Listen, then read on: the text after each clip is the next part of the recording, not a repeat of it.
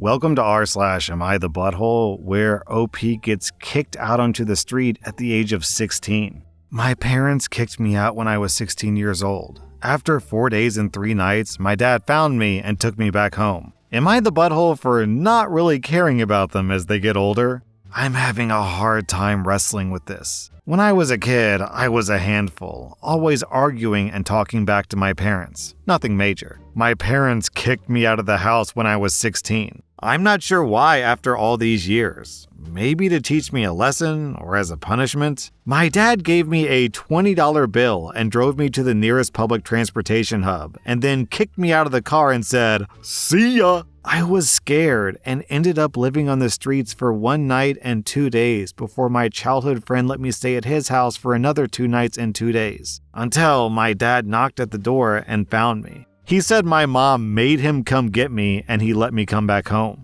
This all happened in the mid-90s when there were no cell phones or security cameras anywhere. My parents are aging, and I've always wanted a connection with them, but it's never happened. They have given me good advice and suggestions over the years, though. I've never healed from this, and I feel they abandoned me when I needed them most. Am I the butthole for not really caring about them as they get older? OP, you have irredeemably terrible parents. You seem to be excusing their behavior when you say that you were a handful and argued back to them. That's just what it's like to be a kid, especially a teenager. Every teenager argues with their parents. Most parents don't utterly abandon their 16-year-old with a $20 bill. If my parents did that to me, I would never see them again as soon as I could stand on my own 2 feet. OP, you get 0 out of 5 buttholes. I'm giving your parents 4.5 out of 5 buttholes. Am I the butthole for videotaping my wife eating all my fries to make a point?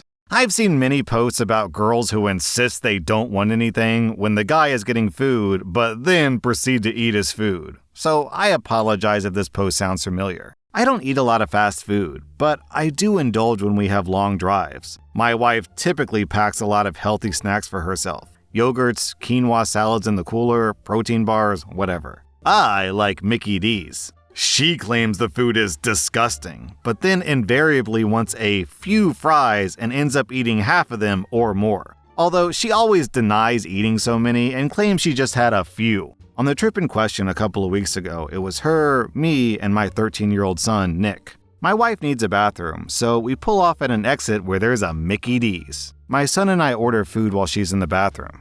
I asked her if she wanted anything, as I always do, and she said, "No, but I will take a couple of your fries." My go-to order at Mickey D's is the $5 value meal, which includes a McDouble, 4 McNuggets, and a small fries and a drink. It's plenty of food for me. It would still be plenty if my wife took a few or a couple fries. I like McDonald's fries, but I always eat them last because while I don't mind if the fries are not piping hot, I do like the other food best when it's still warm. Anyway, on this day, I tell my son I want to do an experiment. I tell him after we get our food and get back to the car, take out all of his food, take my burger and give it to me, and take my McNuggets and hold them in the back seat so that the only thing left in the bag is my fries. Now, admittedly, a small fries at Mickey D's isn't that many, but it's typically at least 20 to 30 fries. I tell him to put the bag with the fries on the console between my wife's and my seat, and to set up his phone to take a video of the bag from the back seat, which will record until I tell him to stop.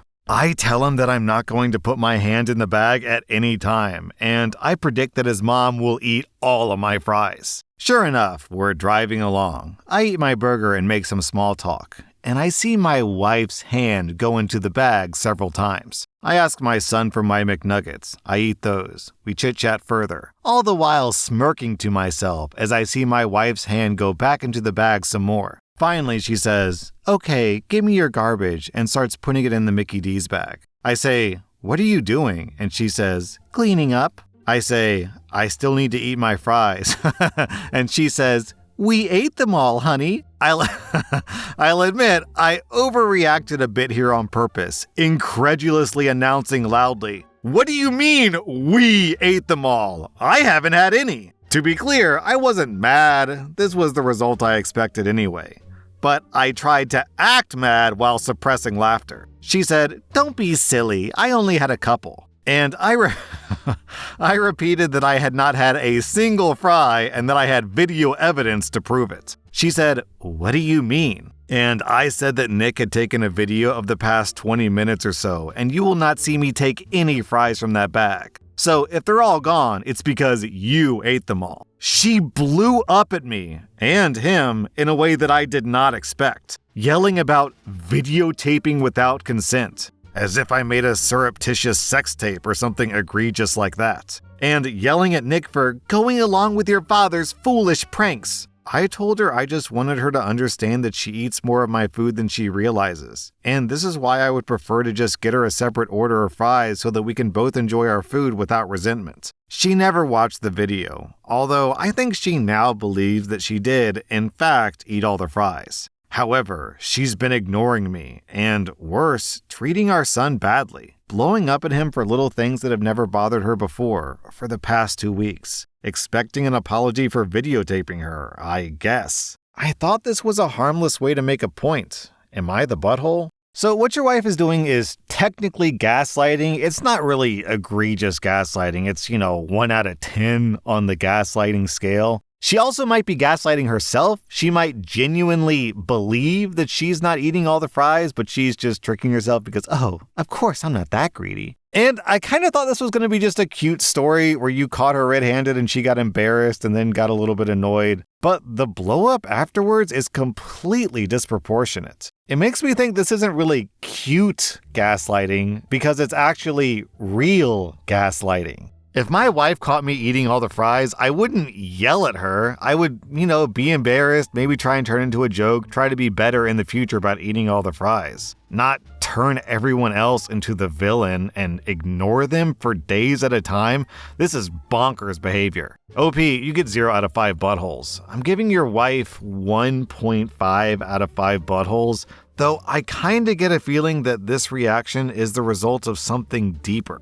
Am I the butthole for refusing to get a second job? My husband and I both started our own business 20 years ago. We were moderately successful in that we weren't rich, but our financial needs have always been met up until the last 5 years. My husband's business is what most would consider a luxury service. When times are tough, people would do without said service. My husband tried several things to keep his business afloat, including taking out some loans and made some bad investments that had left us in not the best financial state. At this point, it costs more to operate his business than he is profiting from it. The writing has been on the wall for the past several months, and he's finally agreed that it's time to close the doors. Now, I totally understand that this is something that's upsetting to him. This business was his dream, and you can't just let go of that mentally in a snap, especially not after 20 years. I've been very supportive and let him vent. I've encouraged him to go to therapy, though he's turned me down.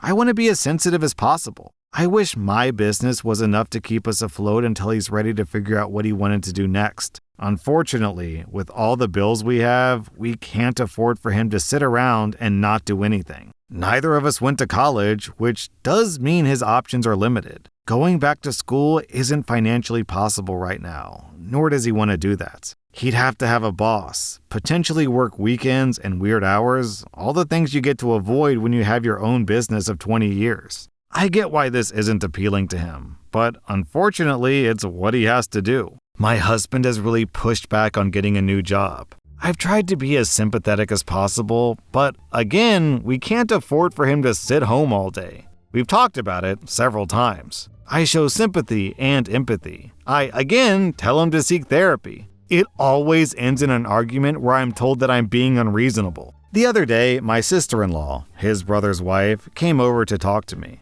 She spoke to me as if I were 5 years old and said I needed to give him a break. She said I can't expect him to go back to having a boss after 20 years. She suggested that I get a second job. With the hours I work, I'd never get to see my kids or husband at that point. I said I'm not going to do that. If my business went over, of course I'd go and get a different job. But it's unreasonable for everyone to expect me to work all these hours while my husband does nothing. His help with the housework and kids has dropped since he had to close his business. So I doubt that me working would change that. So I'd be working 7 days a week plus house chores. My sister-in-law just kept telling me that this is a sacrifice I should be making and that I'm being unreasonable. Everyone else seems to agree, including my husband. I feel insane. Am I the butthole for not wanting to get a second job and expecting him to get one? You know, I gotta wonder, is the economy the reason why the business failed? Or is it because OP's husband is actually pretty lazy and selfish? Dude needs to get up off his butt and go make some money.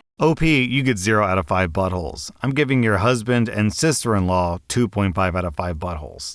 Am I the butthole for sleeping with my soon-to-be ex-wife's friend? My wife cheated on me 2 months ago with a guy she met while we were still together and working on the relationship. Now, almost 2 months later, I texted a woman who has a kid who's in the same class as our kid. I met this woman the first time in our home because my wife invited her and her kid to play with our kid. They got along decently, from what I understood. This woman told my wife and I that she was single and had left the father. Now, mind you, this is all I knew about my wife's and her relationship. I didn't know they had been texting each other a bit since then. Fast forward.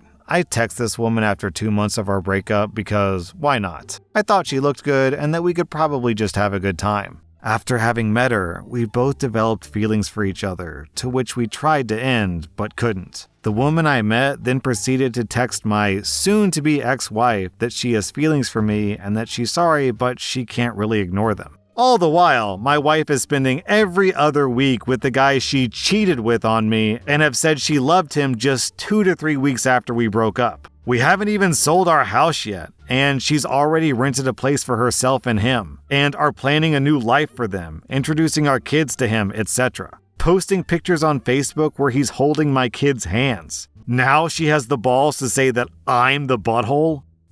OP, you should screw all of her other friends too. You get 0 out of 5 buttholes. I'm giving your wife 3 out of 5 buttholes. That was rSlash Am I the Butthole? And if you like this content, check out my podcast where I publish the exact same episodes. Also, hit that subscribe button because I put out new Reddit videos every single day.